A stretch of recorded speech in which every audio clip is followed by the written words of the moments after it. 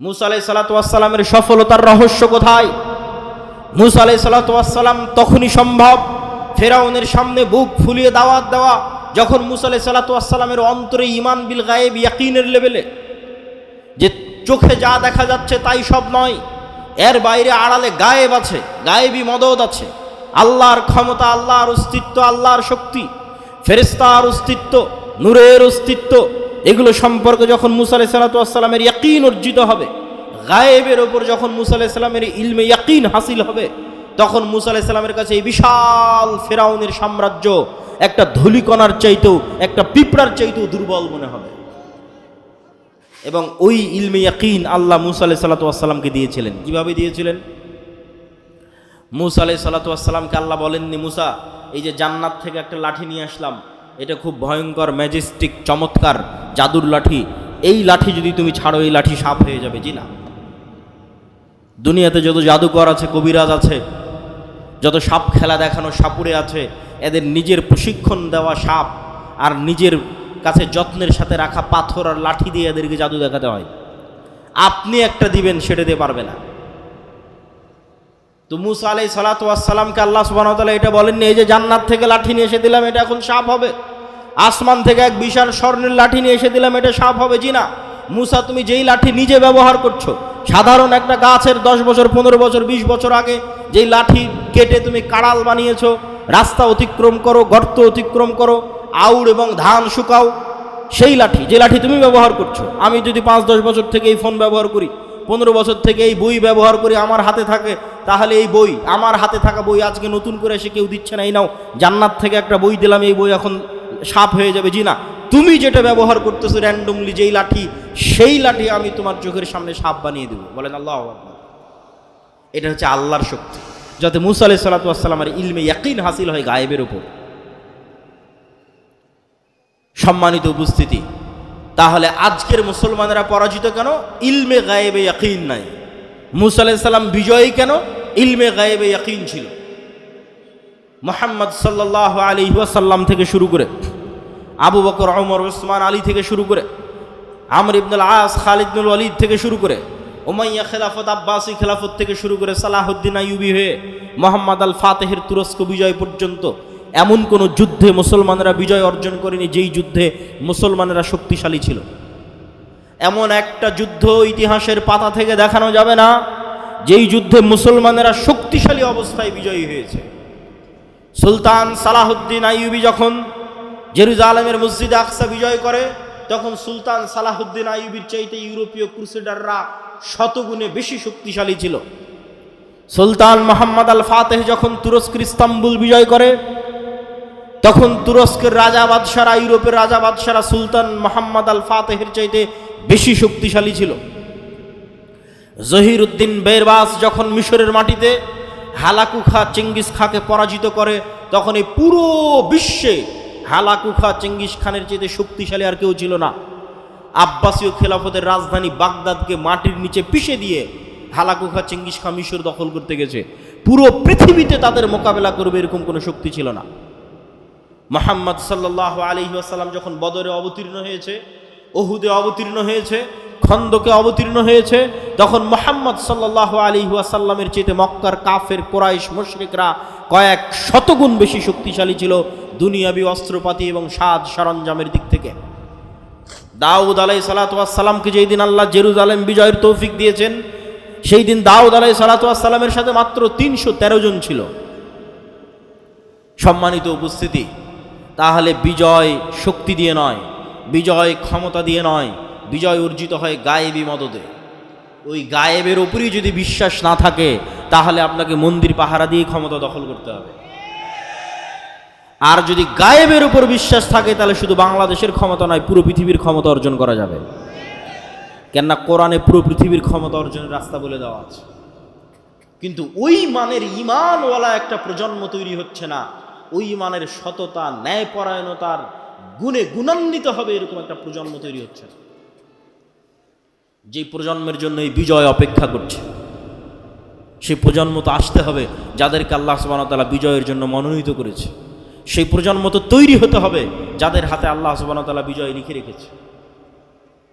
সম্মানিত উপস্থিতি, আজকে আমরা ঈমান বিল গায়বের একটা অংশের উপর আলোচনা করব, আল ঈমান বিল মালাইকা, ফেরেশতাদের উপর ঈমান। ফেরেশতাদের অস্তিত্ব, ফেরেশতাদের ক্ষমতা, ফেরেশতাদের উপস্থিতি, ফেরেশতাদের কাজ। আজকে আমরা এবং আপনারা এখানে উপস্থিত আছি, এটা যতটুকু সত্য তার চেয়ে বেশি সত্য ফেরেশতাদের অস্তিত্ব। এইটার মতো নয়, এটার চেয়ে বেশি। আপনি যদি আপনার পিতামাতার সন্তান হন, তাহলে আপনার পিতামাতার অস্তিত্ব আপনার কাছে যত সত্য, আর আপনার পিতামাতার কাছে আপনি সন্তান হিসেবে সন্তানের অস্তিত্ব যত সত্য, তার চেয়ে বেশি সত্য আপনার সাথে আপনার পিতামাতার সাথে ফেরেশতা আছে। এটা বেশি সত্য। কেন বেশি সত্য? এটাকে আমি এমনি বানিয়ে বলছি জি না। আমাদের আদি পিতা আদম আলাইহিস সালাতু ওয়াস সালামকে যখন সৃষ্টি করা হয়, তখন সৃষ্টির পর তিনি প্রথম অন্য কোনো মানুষের সাথে পরিচিত হননি। যে আদম, এই যে তোমাকে সৃষ্টি করলাম, এই যে তোমার বাপ মা, এই যে তোমার ভাই বোন, আর এই যে তোমার স্ত্রী, আর এই যে তোমার পুত্র, যেটা এখন আমরা হচ্ছি, যে আমরা জন্মের পরে প্রথম কার সাথে পরিচিত হচ্ছে, এটা আমার মা, এটা আমার বাপ, এইটা আমার সন্তান, এটা আমার ভাই, এটা আমার বোন। জন্মের পরে এগুলোর সাথে আমরা প্রথম পরিচিত হই। কিন্তু আমরা যখন প্রথম সৃষ্টি হয়েছি, তথা আমাদের আদি পিতা আদম আলাইহিস সালাম যখন প্রথম সৃষ্টি হয়েছে, তখন আদম আলাইহিস সালাম জন্মের পরে অন্য কোনো মানুষের সাথেই পরিচিত হয়নি। সর্বপ্রথম পরিচিত হয়েছে ফেরেশতাদের সাথে। বলেন আল্লাহু আকবার। তাহলে আপনার বাপ মায়ের অস্তিত্বের আগে ফেরেশতার অস্তিত্ব না আগে বাপ মায়ের অস্তিত্ব? আগে ফেরেশতার অস্তিত্ব। আপনি যখন প্রথম সৃষ্টি হয়েছেন, তখন প্রথম পরিচিত হয়েছেন ফেরেশতার সাথে। ওয়াইদ কুলনা লিল মালাইকাতি ইসজুদু লিআদম ফাসাজাদু ইল্লা ইবলিস আবা ওয়াস্তাকবারা। ওয়াইদ ক্বালা রাব্বুকা লিল মালাইকাতি ইন্নী জাইলুন ফিল আরদি খলিফা ক্বালু আতাজআলু ফীহা মান ইউফসিদু ফীহা ওয়া ইয়াসফিকুদ দিমা। আল্লাহ ফেরেশতাদের ডাক দিয়ে বললেন, কোরআনে আল্লাহ বলছেন, মানুষ সৃষ্টির ঘটনা শুরুই ফেরেশতা দিয়ে। আল্লাহ ফেরেশতাদের ডাক দিয়ে বললেন, ইন্নী জাইলুন ফিল আরদি খলিফা, আমি পৃথিবীতে মানুষ সৃষ্টি করতে চাই। ফেরেশতারা উত্তরে বলল, আতাজআলু ফীহা মান ইউফসিদু ফীহা ওয়া ইয়াসফিকুদ দিমা, আপনি কি পৃথিবীতে এমন জাতি তৈরি করবেন যারা ফিতনা তৈরি করবে, রক্ত প্রবাহিত করবে, ফাসাদ তৈরি করবে? আমরা তো আপনার তাসবিহ তাহলিল করার জন্য আছি। আল্লাহ বললেন, আমি যা জানি তোমরা তা জানো না। তারপরে যখন আদম সৃষ্টি করা হয়ে গেল, আল্লাহ সুবহানাহু ওয়া তাআলা আদমকে যখন সকল জ্ঞান দিয়ে দিলেন, তারপরে ফেরেশতাদের সামনে যখন প্রমাণ করে দিলেন আদম জ্ঞানে শ্রেষ্ঠ তোমাদের চাইতে, তখন এবার আল্লাহ ফেরেশতাদের বলছেন যে, ফেরেশতারা তোমরা সবাই আদমকে সিজদা করো। সম্মানিত উপস্থিতি, তাহলে এই যে আদম আলাইহিস সালাতু ওয়াস সালাম সৃষ্টি হওয়ার পর প্রথম ভিন্ন জগতের দুইটা প্রাণীর সাথে পরিচিত হয়েছে। এই ভিন্ন জগতের দুই প্রাণী সম্পর্কে জানাই এই পৃথিবীর গেম এবং খেলা জানা রিয়ালিটি। এই দুই ভিন্ন জগতের প্রাণীর, একটা শয়তান, একটা ফেরেশতা। আপনাকে আল্লাহ সুবহানাহু ওয়া তাআলা যেই খেলা খেলতে পাঠিয়েছে, ওই খেলার যদি নিয়ম কানুন না জানেন, তাহলে খেলে লাভ নাই, খেলতে পারবেন না। যখন ক্রিকেটের মাঠে খেলতে যাবেন, তখন কিভাবে বল করলে ওয়াইড হয়, নো হয়, ছক্কা হয়, ফোর হয়, আর ফুটবল খেলতে গেলে ফাউল হয়, প্লান্টিক হয়, আউট হয়। এই যদি নিয়ম না জানা থাকে, তো প্লেয়ার খেলতে পারবে না। তো আমরা যে এই পৃথিবীতে আছি, এই পৃথিবীতে আমাদের পাঠানোর যে ঘটনা আল্লাহ কোরআনে তুলে ধরেছে, আল্লাহ সুবহানাহু ওয়া তাআলা পৃথিবীতে পাঠানোর যে ঘটনা তুলে ধরেছে, সেটার মধ্যে পৃথিবীর গেম, সিক্রেট যে গেম, যে খেলা, ওটা লুকিয়ে আছে। সেটা যুক্তই আছে অদৃশ্য দুই প্রাণীর সাথে, একটা শয়তান, একটা ফেরেশতা। মানুষের সাথে যুক্তই নাই। আল্লাহ বর্ণনাই শুরু করেছেন এইভাবে। ইবলিস শত্রু হয়ে গেল। আল্লাহ সুবহানাহু ওয়া তাআলা, কুল নাহবিতু বা'দুকুম লিবা'যিন আদু, আল্লাহ সুবহানাহু ওয়া তাআলা বলেন, আজকে তোমরা নেমে যাও, আসমান থেকে নেমে যাও, জান্নাত থেকে নেমে যাও। আজ থেকে তোমরা একজন আর একজনের শত্রু। ফাইম্মা ইয়াতিয়ান্নাকুম মিন্নি হুদান ফামান তাবিআ হুদায়া ফালা খাউফুন আলাইহিম ওয়ালা হুম ইয়াহজানুন। তোমরা একজন আর একজনের শত্রু, তবে আমার পক্ষ থেকে হেদায়েত আসবে, হেদায়েতের নূর আসবে। এই নূর দিয়ে যাদের কালব আলোকিত হবে, যাদের হৃদয় এই নূরের আলোতে আলোকিত হবে, তাদের জন্য এই শয়তান কোনো ক্ষতি করতে পারবে না। আর যাদের কালব এই নূরের আলোয় আলোকিত হবে না, এই শয়তান তাদের সবচেয়ে বড় শত্রু, আদুউম মুবিন, সবচেয়ে বড় শত্রু। আর একমাত্র প্রকৃত বন্ধু হচ্ছে ফেরেশতা, আর একমাত্র শত্রু হচ্ছে শয়তান। যে আপনার নামে মিথ্যা অপবাদ দিয়েছে, জমি দখল করে নিয়েছে, টাকা মেরে নিয়েছে, ওর চেয়ে বড় শত্রু শয়তান। আর যে আপনার সাথে রাত দিন আড্ডা দিচ্ছে, আপনাকে বিড়ি সিগারেট খাওয়ার দাওয়াত দিচ্ছে, ওর চাইতে আপনার হিতাকাঙ্ক্ষী প্রকৃত বন্ধু হচ্ছে ফেরেশতা। এই দুইটা সম্পর্কে জানাই হচ্ছে এই পৃথিবীর গেমের আসল রহস্য। খেলতে পারবেন ভালো যদি জানা থাকে। এই জন্য গায়েব সম্পর্কে জ্ঞান অর্জন করতে হবে। গায়েবের জ্ঞান ওহির মাধ্যমে সম্ভব। সম্মানিত উপস্থিতি, আমাদের আলোচ্য বিষয় ঈমান বিল মালায়েকা, ফেরেশতা। ফেরেশতারা নূরের তৈরি। নূর অন কাইন্ড অফ লাইট, এক প্রকারের আলো যা পৃথিবীতে বিরাজমান অস্তিত্বশীল। ঠিক এই আলো যেমন পৃথিবীতে বিরাজমান অস্তিত্বশীল, সূর্যের আলো যেমন বিরাজমান অস্তিত্বশীল, নূরের আলো পৃথিবীতে বিরাজমান অস্তিত্বশীল। তবে নূরের আলো সূর্যের আলো নয়। নূরের আলো এই লাইট, বৈদ্যুতিক লাইটের আলো নয়। এটা এক প্রকারের আলো যা পৃথিবীতে অস্তিত্বশীল, যেমন সূর্যের আলো অস্তিত্বশীল, যেমন এই লাইটের আলো অস্তিত্বশীল। এবং এই নূর মানুষের কালবে তৈরি হয়, কানে তৈরি হয়, চোখে তৈরি হয়, মানুষের ডানে বামে সামনে নিচে উপরে সর্বত্র নূর তৈরি হয়। মানুষের আমল নূর তৈরি করে। কোরআন নূর, দ্বীন ইসলাম নূর। এই নূর সম্পর্কে রাসূলুল্লাহ সাল্লাল্লাহু আলাইহি ওয়াসাল্লাম বলছেন,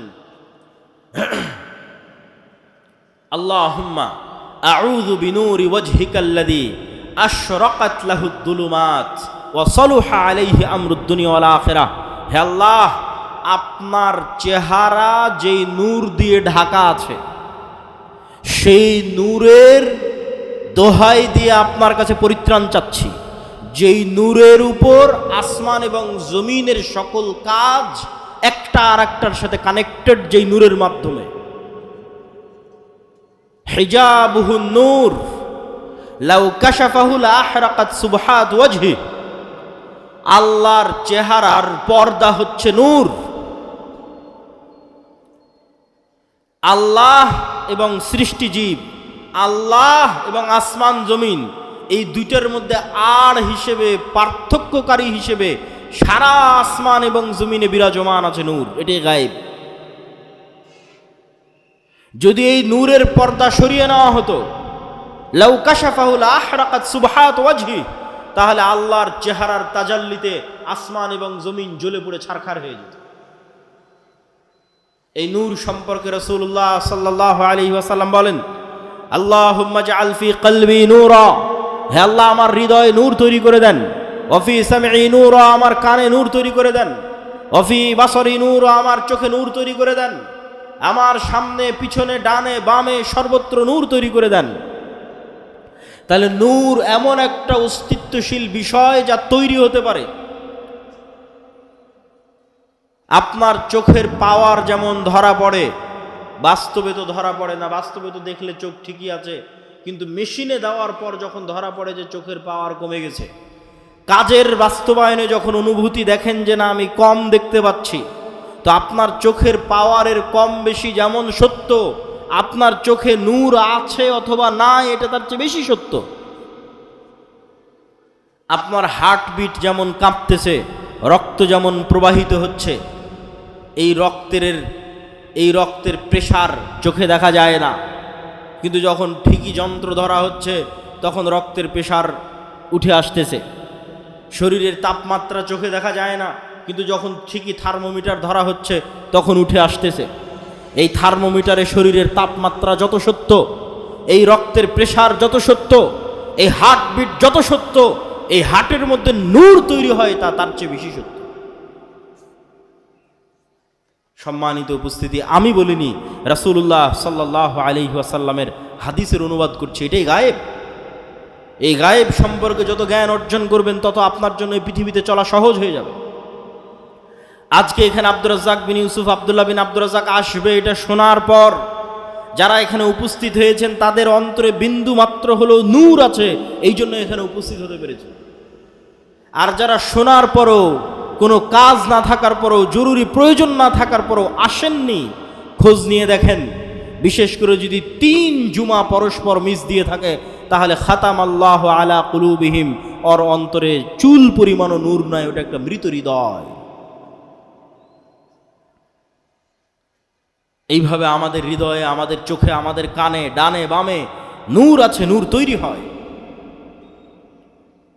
আল্লাহ সুবহানাহু ওয়া তাআলা কোরআনকে নূর বলছেন। মা কুনতা তাদরি মাল কিতাব ওয়ালাকিন মা কুনতা তাদরি মাল কিতাব ওয়ালাল ঈমান ওয়ালাকিন জাআলনাহু নূরান নাহদি বিহি মান নাশা। হে আল্লাহর নবী, আপনি জানতেন না কিতাব কাকে বলে, আপনি জানতেন না ঈমান কাকে বলে। আমি আল্লাহ এই কোরআনকে নূর বানিয়ে দিয়েছি, যেই নূরের আলোয় আলোকিত হয়ে মানুষ রাস্তা খুঁজে পাবে। যত কোরআন পড়বেন তত নূর তৈরি হবে। দিন নূর।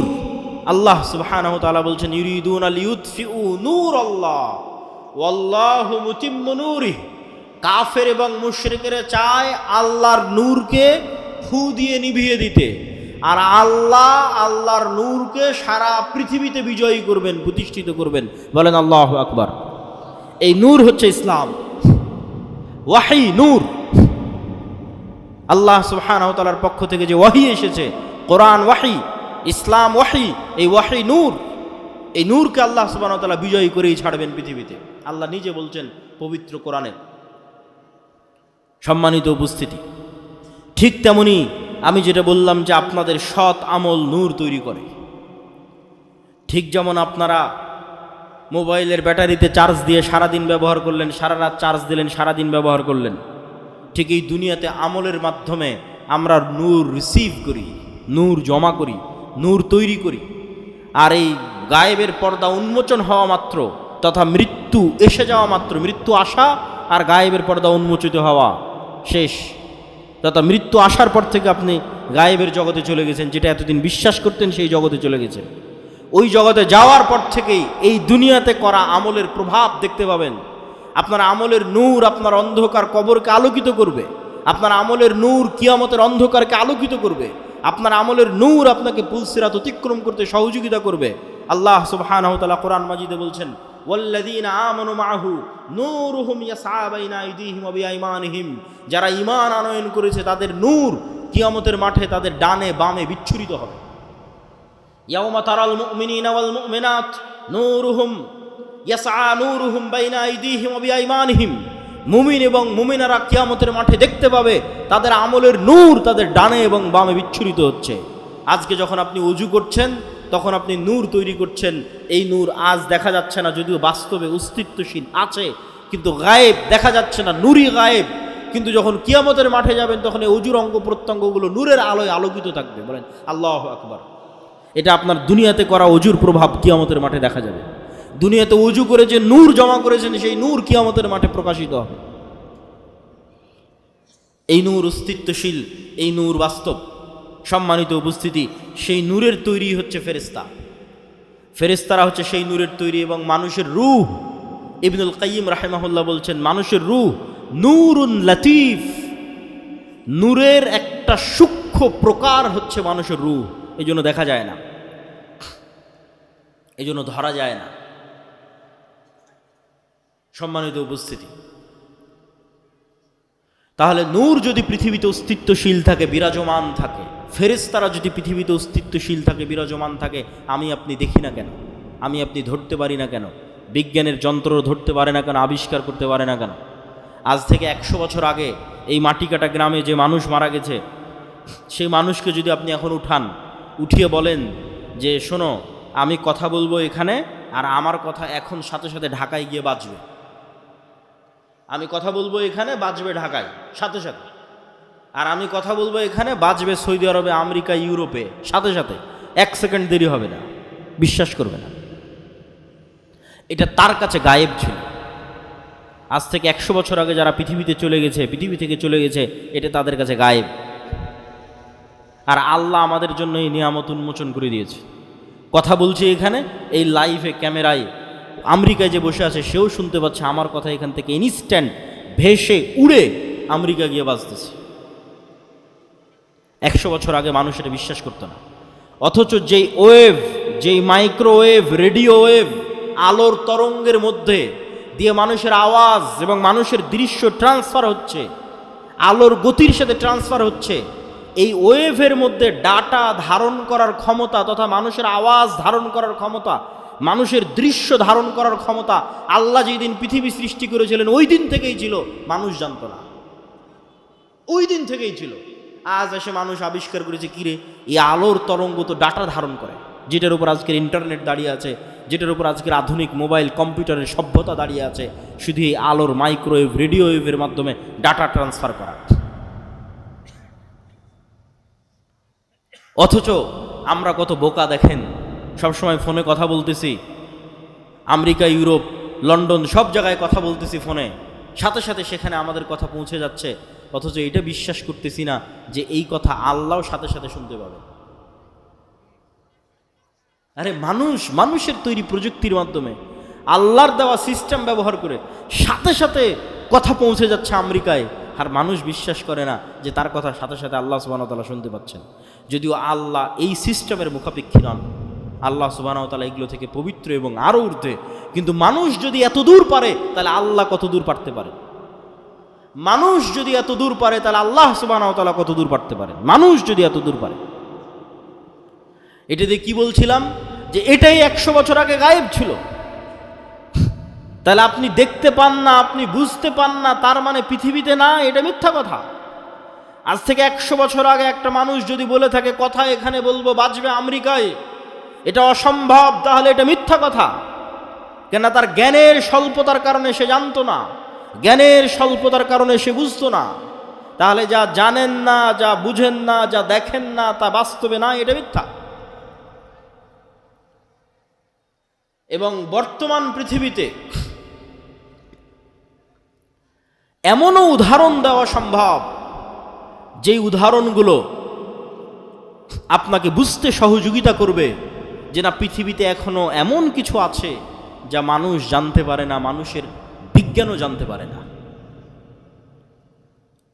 যেমন কুকুরের ঘ্রাণ শক্তি মানুষের চাইতে 10,000 গুণ বেশি। এখানে যে মাইকগুলো আছে, আমি কোনো সেন্ট এই মাইক থেকে পাচ্ছি না, কোনো সেন্ট নাই। এই প্লাস্টিকের এই যে বোতল, এটার থেকেও কোনো সেন্ট পাচ্ছি না। তা আমি যদি বলি যে এই মাইকের কোনো গন্ধ নাই, এটা মিথ্যা কথা। আমি যদি বলি এই পানির কোনো গন্ধ নাই, এটা মিথ্যা কথা। অত সূক্ষ্ম লেভেলের গন্ধ নেওয়ার ক্ষমতা আমার নাই। এই মাইকটাই আপনি একটা কুকুরের নাকের সামনে রাখেন, দিয়ে রাজশাহীর সাহেব বাজারে ফেলে আসেন, এখানকার মাটি কাটার কুকুর ওই রাজশাহীর সাহেব বাজারে এই মাইক খুঁজে বের করে নিয়ে আসবে। শুধু কি তাই, একটা ক্যান্সার সেলের পর্যন্ত গন্ধ, ক্যান্সারের কোষের পর্যন্ত গন্ধ কুকুর ধারণ করতে পারে। করোনা ভাইরাসের মতো সূক্ষ্ম জিনিসের গন্ধ কুকুর ধারণ করতে পারে।